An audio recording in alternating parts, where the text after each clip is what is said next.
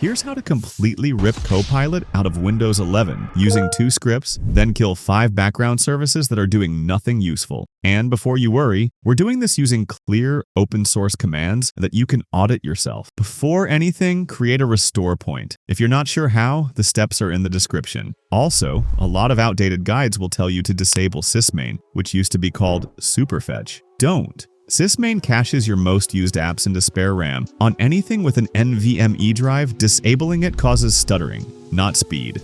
Search PowerShell and run it as admin. Copy the first script from the description, paste it into the window, and hit Enter. A pop-up will appear confirming Phase 1 is done. Click OK. Copy the second script, paste it in, hit Enter. When the pop-up comes up this time, it'll tell you to reboot. Do that before moving on, because some of the deeper changes don't kick in until Windows restarts. If the standalone Copilot app is still installed, just right-click it and uninstall it like any other program. Now the services. Open the Start menu, type Services, and run it as administrator. For each one I mention, double-click it, set Startup Type to Disabled. Click Stop if it's running, then Apply. First, Connected User Experiences and Telemetry, Microsoft's main data collector. Disable it. Next, Downloaded Maps Manager. Unless your desktop is pulling double duty as a GPS, there's no reason this is running. Kill it. Windows Error Reporting Service quietly packages your crash logs and sends them in the background. Disabling it saves disk I/O and cuts background network traffic. Then there's Fax. If you're still on Windows 11.23 H2 or older, this service is still eating up your memory.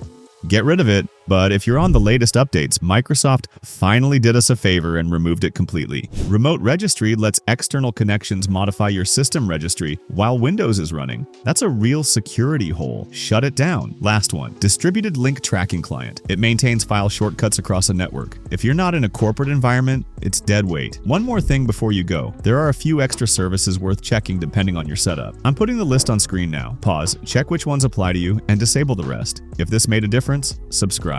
And if Windows search is still slow or broken after all this, the fix is in that video right there.